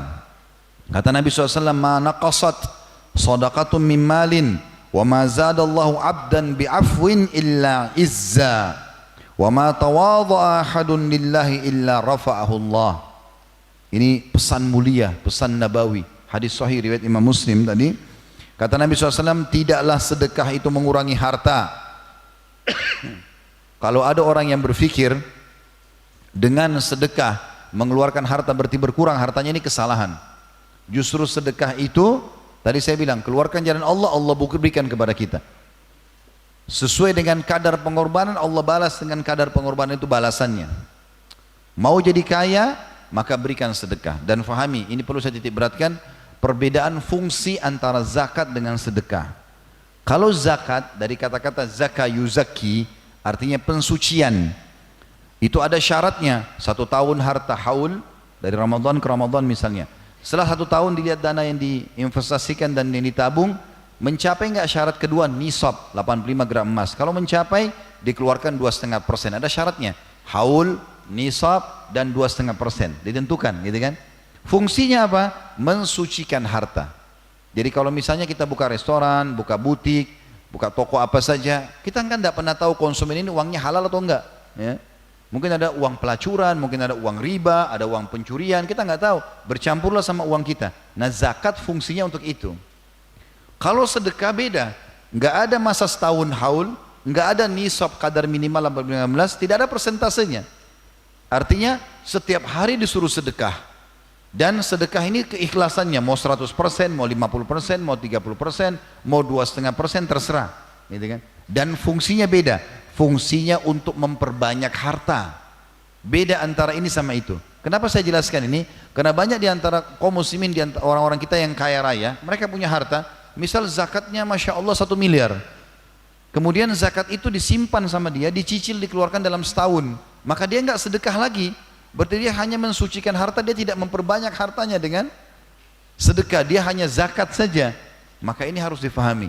Makanya kata Nabi SAW dalam hadis Bukhari, setiap hari Allah turunkan 2 malaikat. Yang satu mengatakan, ya Allah lapangkan rezekinya orang yang bersedekah. Yang satu mengatakan, ya Allah binasakan jiwa orang itu sama harta orang yang bakhil atau orang yang pelit. Sampai Abdullah bin Umar al-Anhumah tidak pernah berhenti sedekah walaupun sehari hanya sebutir bawang, karena mengejar masalah itu. Makanya kata Nabi SAW dalam potongan pertama hadis ini, tidak akan berkurang harta seseorang karena sedekah, artinya akan bertambah malah. Pesan yang kedua, dan tidaklah Allah menambah kepada seorang hamba yang memaafkan melainkan kemuliaan. Artinya Allah akan jaga nama baiknya, Allah akan mudahkan rezekinya dengan memaafkan. Tidak akan mendatangkan pemaafan itu kecuali kemuliaan. Makin diangkat derajatnya sama Allah, makin diangkat. Nabi SAW makin dihina, makin dicaci maki, makin tinggi derajatnya. Makin tinggi derajatnya, makin banyak orang yang mendengarkan dakwanya. Jadi ini luar biasa pesan Nabi SAW. Kemudian yang ketiga, dan tidaklah seseorang merendahkan diri karena Allah, tawadhu, tidak sombong. Bahkan mungkin banyak orang yang tidak tahu tentang dia, gitu kan? Melainkan Allah pasti akan angkat derajatnya. Kata para ulama, di dunia Allah tinggikan derajatnya dan juga di akhirat Allah tinggikan derajatnya. Nah, tapi saksi bahasan kita potongan kedua hadis ini, kata Nabi SAW, tidak akan menambah pemaafan itu kecuali kemuliaan. Ya. Dan ini teman-teman, kita tidak usah repot-repot menghabiskan energi kita untuk membalas orang lain, tidak usah. Tidak usah. Kita punya banyak waktu yang harus kita gunakan untuk kebaikan-kebaikan. Kalau kita sibuk mengurus gosipnya orang, fitnahnya orang, habis umur kita untuk itu. Dan subhanallah, tidak akan pernah ada orang yang membuka pintu gosip, ghibah, pintu fitnah, kecuali dia akan tersibukkan dengan itu terus.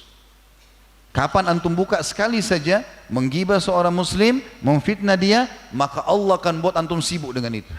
Setiap duduk itu aja bicaranya, bertambah dosa. Sementara Nabi SAW mengatakan riba 73 pintu, yang paling rendahnya seperti seseorang berzina dengan ibunya sendiri. Yang paling tingginya pintu riba yang ke-73, sama dengan 73 kali berzina dengan orang tua sendiri. Itu adalah setara dengan mencoreng kehormatan seorang muslim. Maka para ulama mengatakan kapan seseorang sengaja sudah membuka pintu ghibah, pintu fitnah, maka Allah akan buat dia sibuk dengan itu. Kita temukan orang begitu, setiap ketemu gosipin si fulan, ulangi kesalahannya, cari lagi kesalahannya orang, tidak pernah berhenti, sibuk dengan itu. Maka waktunya habis untuk mendapatkan dosa, wa na'udzubillah. Kapan kita tidak pernah hiraukan masalah itu, Allah akan berkahi waktu kita. Kita akan diberkahi dalam rumah tangga, diberkahi dalam pekerjaan, diberkahi dalam segala hal. Saya berapa kali temukan, ada saja orang, kita sudah berusaha ceramah, sudah berusaha sampaikan, ada saja orang yang gosipin sesuatu. Saya enggak hiraukan, biasa saja. Tapi subhanallah, Allah kirim orang-orang datang yang lebih banyak dengarkan ceramah. Saya tidak pernah temukan kejadian kasus di lapangan dakwah kami ini, kalau kecuali ada yang ceramah, ada yang cerita sesuatu, cari keburukan, kecuali saya lihat jemaahnya tambah banyak. Mana tambah banyak orang yang datang Allah utus. Allah hibur kita dengan caranya, nggak usah habisin waktu buat itu. Selama kita nggak lakukan, sudahlah, nggak masalah. Sedangkan kalau kita lakukan pun digosipin itu dia dosa, apalagi kalau tidak dilakukan, tambah banyak masalahnya.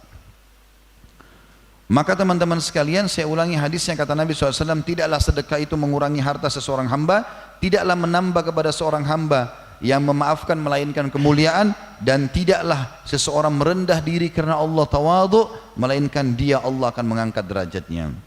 Di dalam hadis yang lain, Uqbah bin Amir radhiyallahu anhu berkata, dan hadis ini juga hadis sahih diriwayatkan oleh Imam Ahmad di nomor 35, tepatnya di jilid 19 halaman 184, dan Syekh Albani sebutkan dalam silsilah hadis sahihah nomor 890 dan 891. Uqbah bin Amir radhiyallahu anhu mengatakan, laqitun Nabiyya sallallahu alaihi wasallam fa aqadtu bi yadihi fa qultu ya Rasulullah akhbirni bi fawadilil a'mal. Faqala ya Uqbah sil man qata'ak wa a'ti man haramak wa'fu amman zalamak. Wasiat Nabi yang luar biasa. Kata Uqbah bin Amir, ada subhanallah di kalangan sahabat yang Allah berikan taufik, mereka bertanya sesuatu bukan cuma untuk manfaat dirinya, tapi manfaatnya besar bagi orang lain dan dia pun dapat pahala dari situ. Uqbah bin Amir cerdas, dia mengatakan, aku pernah bertemu dengan Nabi SAW satu waktu, aku memegang tangan beliau, lalu aku mengatakan, wahai utusan Allah, beritahukan kepadaku amalan-amalan yang paling utama, yang jarang orang bisa buat, keutamanya besar gitu loh. Aku juga bisa menjadi orang yang luar biasa. Bukan cuma orang biasa saja, jadi orang yang punya kedudukan yang tinggi di sisi Allah SWT. Maka pesan Nabi SAW 3 poin. Sambunglah silaturahim dengan orang yang memutus hubungan denganmu. Berat itu. Ada keluarga nggak mau datang ke rumah kita, tapi kita disuruh datang ke rumahnya. Kita disuruh datang, sambung hubungan sama orang yang memutus hubungan denganmu. Silaturahimnya mereka tidak mau jalin, kau tetap biasa aja. Yang kedua, pesan Nabi SAW, berilah sedekah kepada orang yang kikir kepadamu. Kalau orang pelit sama kamu, kau justru kasih ke dia. Jangan balas. Oh, ini tetangga nggak pernah kirim makanan, saya nggak mau kirim makanan juga. Jangan ikut-ikutan. Kirim aja, kita nggak usah peduli. Kita sedang bermuamalah sama Allah SWT. Ini di sekitar kita cuma variabel hukum saja Allah hubungkan. Oh, ada hubungannya sama tetangga, sama teman, sama orang tua, sama segala macam. Kita bermuamalah dengan Allah SWT. Wahai suami istri, fahamlah sebagai suami dan istri, kita bermuamalah sama Allah. Pasangan kita ini hanya Allah amanahkan saja. Jadi Allah seperti pesankan, wahai para istri, ini suamimu ya, layani dia, patuhi dia, karena aku yang balas kamu. Gak usah lihat suaminya. Kalau kita lihat suami kita, ada kadang kita jengkel sama dia di waktu-waktu tertentu, kecewa mungkin. Tapi ternyata Allah hubungkan hukum dari tangan dia inilah. Nabi SAW mengatakan, siapapun istri yang meninggal dunia lalu suaminya ridha, maka kecuali dia masuk dari 8 pintu surga yang mana dia mau. Oh, ternyata Allah hubungkan variabel hukum dengan orang ini. Hubungan saya sama Allah, ada nikmat kita syukuri, ada cobaan kita sabari. Begitu juga kalian atau kita ini suami, gitu kan? Kalau kita mau ikutin istri, Kita udah setengah mati kerja, keringatan, terus dikasih uang, minta uangnya marah-marah lagi. Mana uang bulanannya? Padahal hasil dari keringat kita.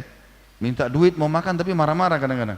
Tapi Allah Subhanahu wa taala memang menjadikan ini loh istrimu atau amanahkan ya, bekasih dia makan, kasih dia minum, kasih pakaian, kasih rumah, hidupin dia sebagai ganti ayahnya. Karena aku akan balas kamu. Hubungan kita sama Allah, maka tidak ada kekecewaan, gitu kan? Karena kita tahu, oh kalau datang pun cobaan berarti Allah lagi ingin menguji saya. Itu juga dengan anak, begitu dengan orang tua, begitu juga dengan lingkungan kita. Muamalah seorang mukmin dengan Tuhannya Allah. Maka ini pesan yang kedua. Pesan yang ketiga, ini jadi saksi bahasan kita, dan maafkanlah orang yang telah menzalimimu. Orang yang buat kezaliman, maafin. Nanti antara kita sama Allah. Saya sudah bilang tadi, nggak usah khawatir teman-teman. Kalau dia tidak melakukan perbuatan untuk bertobat sama Allah dan meminta maaf sama kita, mengembalikan hak kita, dia tetap dihukum. Tapi kita tugasnya maafin, walaupun dia tidak tahu itu. Karena ini antara kita dengan Allah Subhanahu wa ta'ala.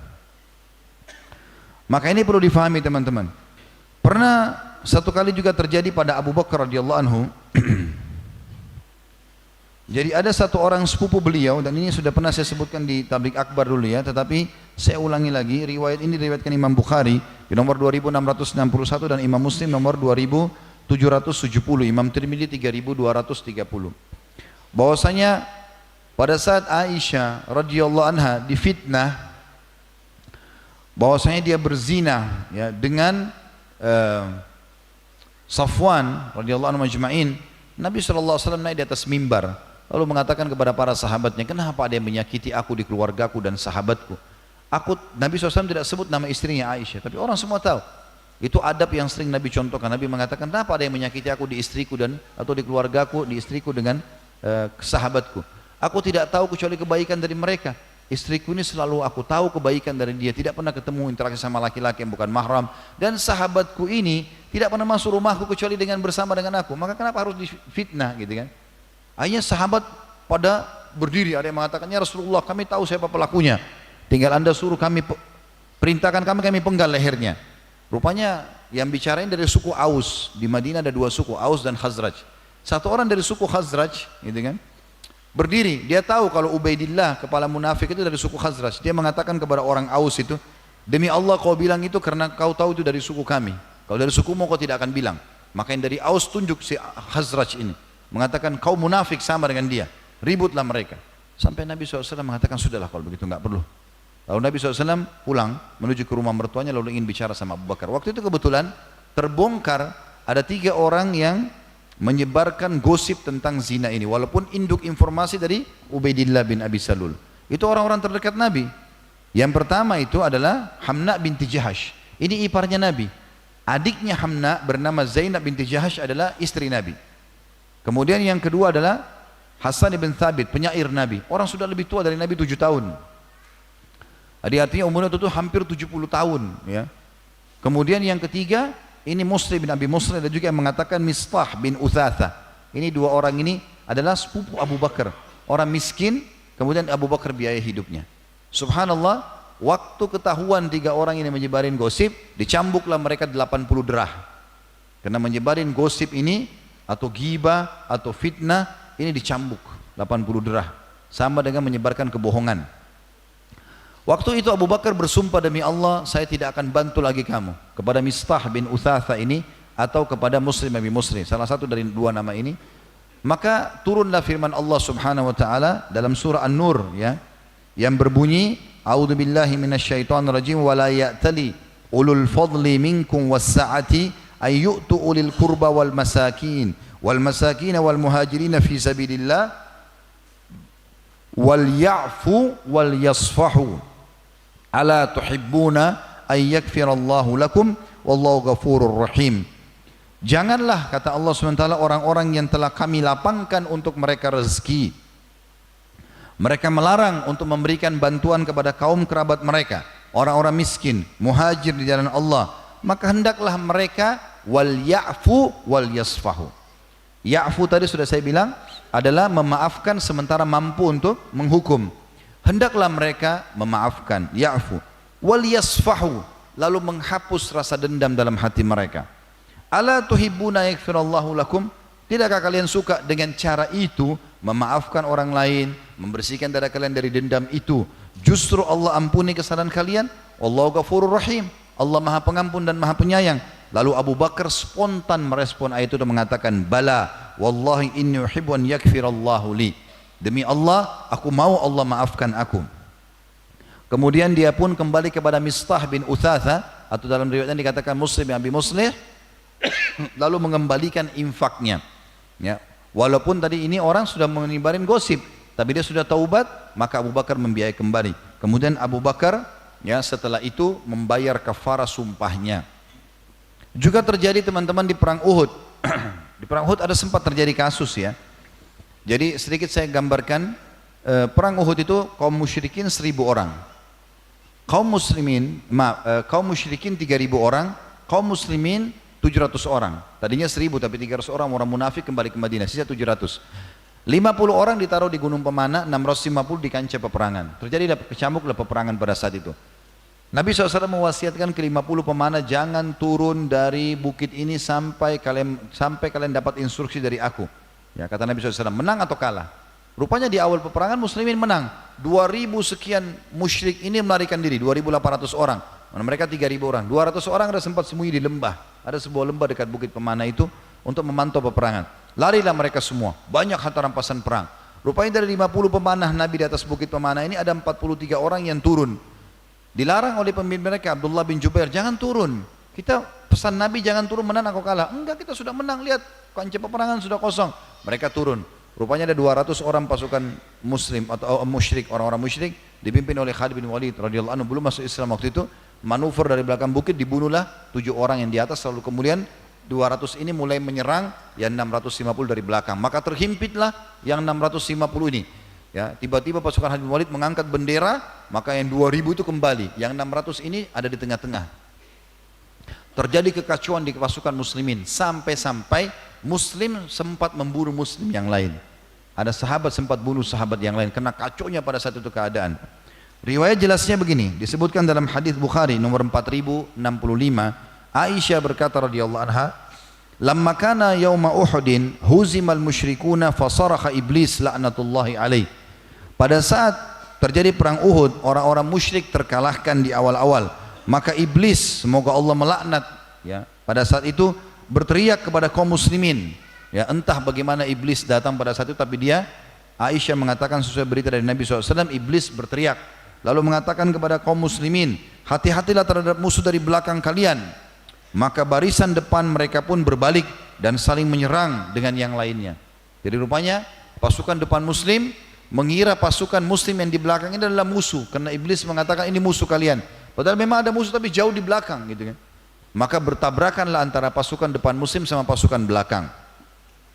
Kemudian Hudzaifah, ya, dikatakan ai ibadullah ukhrakum, iblis tadi mengatakan wahai hamba-hamba Allah di belakang kalian musuh kalian. Faraja'at ulahum fajtaladat hiya wa ukhrahum, maka bertabrakan antara pasukan depan sama pasukan belakang.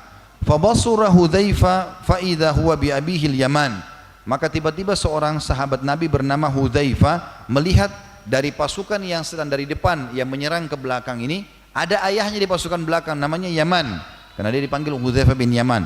Faqala ai ibadallah abi wahai hamba-hamba Allah, itu ayahku Yaman, jangan sampai dibunuh.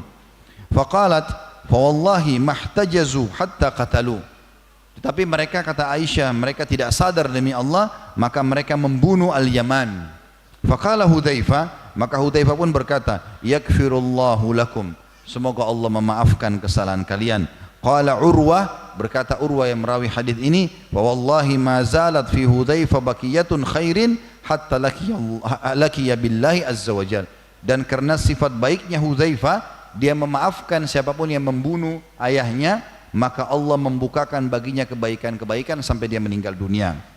Dalam riwayat Ibnu Ishaq disebutkan, faqala Hudzaifah pun berkata, qataltum abi, kalian telah membunuh ayahku padahal dia muslim. Qalu wallahi ma arafnah, maka pasukan depan muslim mengatakan, demi Allah kami tidak kenal dia, kami kira pasukan musuh. Wasadaku, dan mereka jujur dengan itu. Faqala Hudzaifah, maka Hudzaifah berkata, yakfirullahu lakum, semoga Allah maafkan kalian. Fa'arada Rasulullah SAW ayyadiyahu. Maka Nabi SAW ingin membayar dia. Dia ini kayak denda ya. Kalau seseorang membunuh orang lain, ada diahnya, ada dendahnya namanya. Kita sengaja nggak sengaja, maka hukumannya ada denda. Kalau sengaja hukumnya kita dibunuh hukum mati juga. Kalau tidak sengaja bayar denda, tergantung kesepakatan. Nah, Nabi SAW waktu itu ingin membayarkan sahabat yang salah bunuh Yaman ini kepada Hudzaifah, anaknya Yaman. Ini loh dibayarkan. Maka yang terjadi sebagai bentuk ya pemaafan Hudzaifah waktu dia terima dia itu, fatasaddaqa Hudzaifatu bidiyatihi alal muslimin. Maka waktu dia terima denda ayahnya itu, dia malah bersedekah kepada muslimin. Fazadahu dzalika inda Rasulillah sallallahu alaihi wasallam khaira. Maka karena perbuatan itu kebaikannya atau kedudukannya makin tinggi di sisi Rasulullah sallallahu alaihi wasallam. Hadis ini diriwayatkan oleh Imam Bukhari nomor 6883. Kata sebagian ulama, Hudzaifah telah mengamalkan firman Allah Subhanahu wa taala dalam surah An-Nisa ayat 92 yang berbunyi illa ayyasaddaqu, kecuali jika mereka keluarga yang terbunuh itu bersedekah. Imam Bukhari juga meriwayatkan atau menyebutkan ayat ini dalam satu bab khusus dalam sahihnya yang judulnya Al-Af'u fil Khata'i ba'dal Maut. Bab tindakan wali memaafkan pembunuhan salah sasaran setelah meninggalnya si mayit. Maka dia karena ingin mendapatkan pengampunan Tuhannya, maka dia pun akhirnya memaafkan. Padahal Hudzaifah bisa mengambil uang itu, halal buat dia. Ya, tetapi subhanallah dia malah mensedekahkan kepada orang lain. Dan sekian banyak kisah yang berhubungan dengan masalah ini. Di antaranya juga Uqbah bin Amir, seorang ulama tabi'in rahimahullah. Beliau subhanallah difitnah. Jadi pernah ada satu orang ini kebetulan orang non muslim tapi di bawah naungan pemerintah Islam, dikenal dengan ahli zimmah. Ahli zimmah ini orang Nasrani atau orang non muslim, waktu itu kebetulan dia Nasrani di bawah naungan pemerintah Islam. Maka dia lagi diseret Nasrani itu dengan satu polisi, tarik dengan keras, diseret di jalan-jalan. Orang semua pada lihat. Lalu orang Nasrani mengatakan, wahai muslimin, ingatlah perjanjian damai di antara kita, jangan saya disiksa begini. Kalau orang zimmi nggak boleh kita ganggu, ya. Orang muslim di bawah naungan pemerintah Islam nggak boleh kita ganggu kalau dia tidak buat masalah. Ya tiba-tiba ini tetangga saya Nasrani, matikan aja listriknya, kan kebetulan Nasrani, nggak boleh dalam Islam, haram gitu kan. Maka dia teriak-teriak, lalu lewatlah Uqbah bin Amir, lalu mengatakan, sebentar hai polisi, ya, saya mau bicara sama orang ini. Dia bilang tidak ada urusan kamu, kata polisi itu. Kebetulan polisi ini tidak kenal siapa Uqbah bin Amir ini. Dia ulamanya tabi'in, gitu kan. Ulama besar terkenal dengan kesolehannya. Maka dia mengatakan tidak, saya harus bicara. Sambil jalan akhirnya dia bilang, kenapa kau ini? Apa kau bayar jizyahmu? Kau bayar enggak dendamu ke pemerintah? Dia bilang iya. Jizyah orang kafir yang tidak mau masuk Islam dia bayar jizyah. Iya saya bayar. Apa kau suka dengan pekerjaan? Kau mau dibawa kemana? Lalu si polisi itu jawab sambil diseret nih, saya akan bawa dia ke kebunnya kepala polisi untuk dia kerja, bersihkan kebun itu. Sambil jalan Uqbah mengatakan, apa kau ridho dengan perbuatan itu? Dia bilang tidak, saya enggak ridho. Karena perbuatan itu sangat berat bagi saya dan itu dikasih upah yang sangat kecil. Maka Uqbah bin Amir tiba-tiba cabut imamahnya, dicantol ke badannya orang non muslimin lalu ditarik sama dia. Dia mengatakan, lepaskan orang ini. Maka polisi mengatakan, tidak, saya tidak akan lepaskan, ribut ini. Nah orang-orang di sekitar situ tahu siapa Uqbah bin Amir, ulama, mereka ikut-ikutan akhirnya. Akhirnya sampai polisi ini melepaskan, polisi ini nggak tahu, gitu kan. Dia juga bukan orang yang berilmu orang ini, maka dia buat laporan kepada pimpinannya, laporan yang tidak masuk di akal. Mulailah dia buat berita-berita tentang Uqbah bin Amir. Apa beritanya? Uqbah bin Amir kebetulan tidak mau menikah dia. Dia tidak mau menikah. Menurut dia pribadi, walaupun menikah sunnah Nabi SAW, dia tidak menikah karena dia ingin beribadah kepada Allah. Dia merasa dengan dia tidak menikah, maka ada banyak beban-beban yang tidak ada padanya. Walaupun ini kata ulama, semestinya dia menjalankan sunnah Nabi SAW. Dia tidak memungkiri pernikahan, tapi dia menunda pernikahan ya, sampai pada saat itu karena dia ingin lebih fokus ibadah. Kemudian dia tidak makan daging kecuali sedikit sekali. Maka ditulislah laporan ini, kebetulan itu khilafahnya Utsman bin Affan radhiyallahu anhu.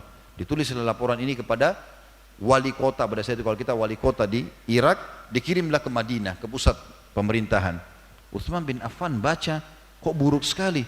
Uqbah bin Amir ini dikenalnya seorang ulama, kok dia tidak mau menikah? Berarti nanti dia bisa dakwahi supaya orang jangan menikah. Dia tidak mau makan daging. Kenapa orang ini? Ada isu-isu dilemparkan banyak sekali.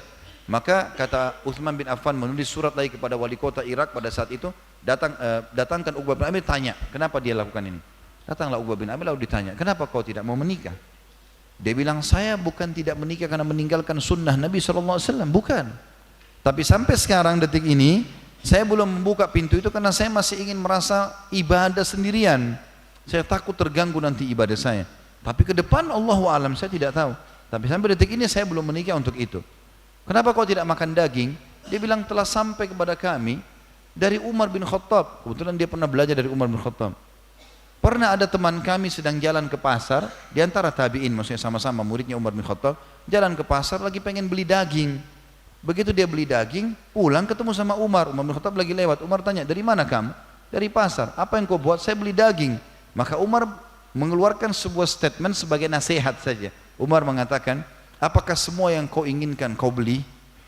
Maka saya, kalau ada daging saya makan. Kalau enggak ada saya tidak sengaja mencarinya. Dan sekian banyak syubhat yang dijawab oleh dia. Pada saat saya tidak teringat semuanya, tapi ada banyak syubhat. Sampai terjawab, ditulislah laporan kepada Utsman bin Affan. Utsman bin Affan mengatakan, baiklah, bagus kalau begitu, enggak ada masalah. Tapi karena sudah terjadi fitnah di kota itu, maka jadi dua kubu. Masyarakat ada banyak yang membela Uqbah bin Amir, tapi di kalangan para orang-orang pengaman ini, ya, pihak kepolisian pada saat itu semuanya mendukung teman-temannya ini, umumnya gitu kan, ributlah ini. Maka Utsman bin Affan mengatakan, saya menulis surat kepada Uqbah bin Amir, minta dia supaya dia pergi ke negeri Syam. Kebetulan di negeri Syam di sana ada wali yang ditunjuk bisa menghormati dia, gitu kan. Maka berangkatlah Uqbah bin Amir. Sebelum dia keluar, teman-temannya semua, kerabatnya merasa ini dia kayak diusir dari kotanya, padahal ini fitnah, gitu kan. Maka apa wasiat anda? Kata orang-orang waktu itu di kotanya di Irak, apa wasiat anda kepada kami? Apa ini? Kejadian ini bagaimana kami bisa memahaminya? Anda akan meninggalkan kami sebentar lagi.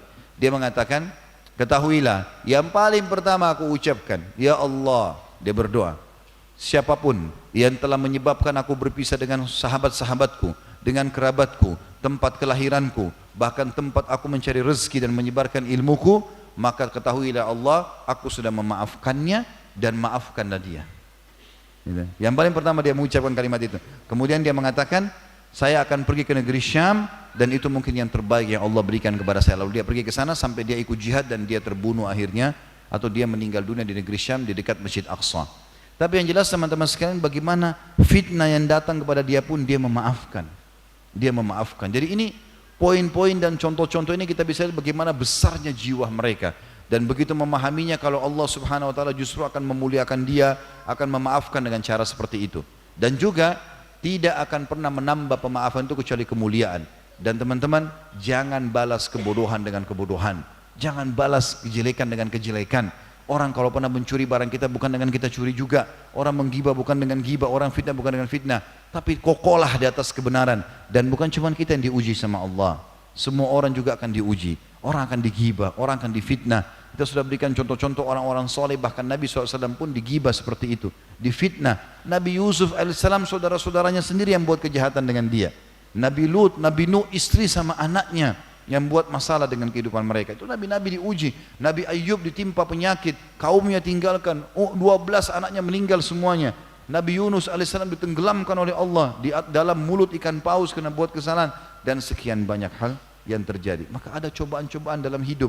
Tapi yang penting kita benar, kita sudah tahu. Kalau kita salah istiqomah kepada Allah, kalau kita benar kita tetap istiqomah, Allah punya cara meluruskan semua itu. Kalau kita mau sibuk menyelesaikan gosip-gosip orang, fitnah orang, itu akan menyita banyak sekali waktu.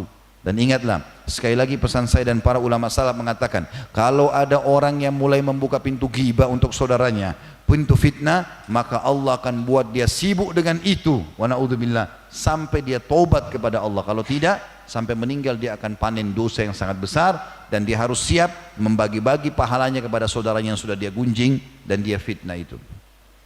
Tugas kita teman-teman memperbaiki keadaan. Sebagai penutup, saya akan sebutkan beberapa riwayat di antaranya, atau ada dalil-dalil ayat Al-Quran di akhir ya surah Al-Baqarah, tepatnya ayat 286. Allah subhanahu wa ta'ala menyuruh kita membaca ini. Bahkan kata Nabi SAW, siapa yang membaca akhir ayat-ayat terakhir Al-Baqarah ini Allah akan menjadi pencukup baginya. Dan apapun di situ yang dia minta Allah akan kabulkan. Tapi di antara yang berhubungan dengan bahasan kita masalah pemaafan, minta maaf atau minta tobat kepada Allah atau memaafkan orang ini masuk dalam firman Allah Subhanahu wa taala, Rabbana la tu'akhidna in nasina aw akhtana Rabbana wa la tahmil alaina isran kama hamaltahu ala alladhina min qablina Rabbana wa la tuhammilna ma la taqata lana bi wa'fu anna waghfir lana warhamna anta maulana fansurna 'alal qaumil kafirin. Mereka selalu berdoa, ya Tuhan kami, janganlah engkau hukum kami jika kami lupa atau kami bersalah. Ya Tuhan kami, janganlah engkau bebankan kepada kami beban-beban yang berat sebagaimana engkau bebankan kepada orang-orang sebelum kami. Ya, maksudnya kalau ada orang-orang justru yang mendahului kami dalam kesalahan, jangan sampai kami terjerumus hal yang sama. Termasuk masalah ini, kalau orang terlanjur gosipin, ya fitnah segala macam, mereka dahului kita dalam kemaksiatan. Jangan sampai kami ikut-ikutan dengan itu ya Allah. Ya Tuhan kami, janganlah engkau pikulkan kepada kami apa yang tidak sanggup kami memikulnya.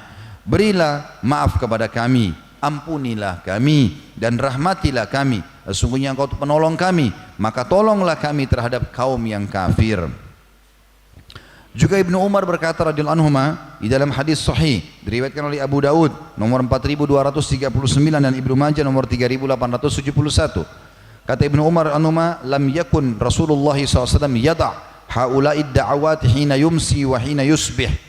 Nabi Muhammad SAW tidak pernah meninggalkan potongan doa ini pada saat tiba pagi dan sore hari. Doanya adalah Allahumma inni as'alukal afiyah fid dunya wal akhirah. Allahumma inni as'alukal afwa wal afiyata fi dini wa dunyaya wa ahli wa mali. Allahumma astur awrati wa amin raw'ati. Allahumma ahfadni min baini yadayya wa min khalfi wa an yamini wa an shimali wa min fawqi wa a'udhu bi'azamatika an ugtala min tahti. Rasulullah SAW tidak pernah meninggalkan doa-doa ini di waktu sore dan pagi hari, yang artinya Allah, aku memohon kepadamu keafiatan dunia dan akhirat, selalu aku selamat dari apapun yang tertimpa atau menimpa orang-orang di dunia dan di akhirat. Ya Allah, sungguhnya aku memohon kepadamu maaf dan keafiatan dalam agama dan duniaku. Kalau aku buat salah, maka maafkanlah aku dan mudahkan aku juga memaafkan. Dalam keluargaku dan hartaku, ya Allah, tutuplah aurat-auratku. Kalau aku punya kesalahan-kesalahan, tutuplah itu. Dan amankanlah rasa takutku. Ya Allah, jagalah aku dari depan dan belakangku. Kalau aku berhasil selamat dari godaan syaitan dari depan, jangan sampai dari belakang kena. Dan juga dari kanan dan kiriku, serta dari atasku. Dan aku berlindung kepada kebesaranmu untuk tidak ditipu dayakan dari bawahku. Maksudnya kena gempa ataupun bencana alam. Juga dalam penutupan riwayat teman-teman sekalian dikatakan, dan hadits ini diriwayatkan oleh Imam Muslim, tepatnya di nomor 486, Abu Daud nomor 865. Aisyah berkata radhiyallahu anha, faqattu Rasulullah SAW lailatan minal firashi faltamastuhu fawaqa'at yadi ala batni kadamaihi wa huwa fil masjid wa huwa mansubatan wa huma mansubatan wa huwa yaqul, aku pernah kehilangan Nabi SAW di ranjang pada malam hari. Nabi tidak ada di ranjang. Lalu aku coba mencarinya dengan telapak tanganku. Kebetulan kamar Aisyah Rahna itu ada temboknya, ada pintu langsung ke masjid. Nabi SAW kadang-kadang kalau sholat di kamar Aisyah karena sempit, boleh pindah ke masjid. Tapi supaya Aisyah gampang mengetahuinya, Nabi ada pas dekat pintu masjid. Maka Aisyah memegang dan tangannya masuk ke dalam pintu masjid, dipeganglah kedua telapak kaki Nabi SAW. Kemudian aku mendengarkan Nabi membaca doa. Dan doanya adalah, Allahumma a'udhu biridhaka min sakhatik wa bimu'afatika min uqubatik wa a'udhu bika minka la uhsi thana'an alaik anta kama athnaita ala nafsik. Ya Allah, aku berlindung dengan keridhaanmu dari murkahmu. Jangan sampai apa yang aku lakukan ini justru karena murkahmu. Atau kalau ada sesuatu yang menimpaku, jangan sampai karena itu murkahmu. Dan dengan pemaafanmu dari siksamu. Kalaupun aku penyebabnya, maka maafkan aku ya Allah. Dan aku berlindung kepadamu dari azabmu. Aku tidak bisa menghitung pujian untukmu. Engkau adalah sebagaimana engkau memuji untuk dirimu sendiri. Sebagai penutup teman-teman sekalian, kita harus memahami urusan kita dengan Allah Subhanahu wa taala. Kapan kita menjaga hubungan sama Allah, Allah akan perbaiki semua urusan dengan makhluk. Dikatakan dalam sebuah hadis yang sahih, kalau seorang hamba berbuat perbuatan yang membuat Allah ridha, walaupun seluruh manusia membencinya, Allah akan balik orang-orang untuk menyukainya. Dan kalau seandainya seseorang berbuat satu perbuatan yang diridhoi oleh manusia, tapi mengundang murkanya Allah, Allah akan balik manusia untuk membencinya. Ingat, muamalah sama Allah kunci segalanya. Kapan kita tahu diri kita salah, beristighfar kepada Allah. Kapan kita benar, istiqomah saja, sudah selesai. Dan jangan pernah balas keburukan dengan keburukan, dan maafkanlah orang lain agar dosa-dosa kita juga dimaafkan. Allahu a'lam. Ini bahasan kita insyaallah. Baik, karena sudah menjelang asar insyaallah, mudah-mudahan kita cukupkan sampai sini. Mudah-mudahan majelis kita diberkahi oleh Allah Subhanahu wa taala dan dijadikan sebagai tambahan amal kita pada hari kiamat. Semoga apa yang sudah pernah kita kerjakan, yang sedang kita kerjakan dan akan kita kerjakan dari amal soleh, semuanya diterima dengan pahala yang sempurna. Dan juga semoga seluruh dosa tidak terkecuali yang pernah kita kerjakan, besar ataupun kecil, sengaja tidak sengaja, samar ataupun nyata, diganti oleh Allah dengan kemahamurahannya menjadi pahala. Dan semoga Indonesia menjadi negara yang aman, tentram, damai, seluruh umat Islam di bawah naungan ukhuwah Islamiyah, diangkat perselisihan di antara mereka, dan dalam hal ibadah mereka kembali kepada Al-Quran dan Sunnah. Dan semoga Allah juga melunasi utang negara kita ini dan mengangkat setiap permasalahan yang sedang diujikan kepada kita, terutama bagi teman-teman kita di Lombok, di Palu, di Banten dan di wilayah-wilayah yang lainnya. Dan semoga ini Allah SWT tidak sebarkan ke seluruh wilayah Indonesia karena dosa-dosa kita, dan semoga Allah SWT mengangkat permasalahan mereka, juga mengembalikan harta-harta mereka dan terima para syuhada mereka. Dan kita berdoa untuk saudara kita di Palestina, di Syria, di Yaman, di Irak, di Myanmar, di Ahsa, bahkan sekarang di Cina yang sedang tertindas. Semoga Allah ikhlaskan niat mereka, terima para syuhada mereka, mulakan Islam di tangan mereka dan tangan kita semua. Dan semoga Allah ikut sertakan kita bersama mereka di pahala, baik dengan doa, dengan harta, juga dengan jiwa kita. Dan semoga Allah dengan kemahamurahannya menyatukan kita semua di surga Firdausnya tanpa hisab, menyatukan dalam majlis ilmu yang mulia ini.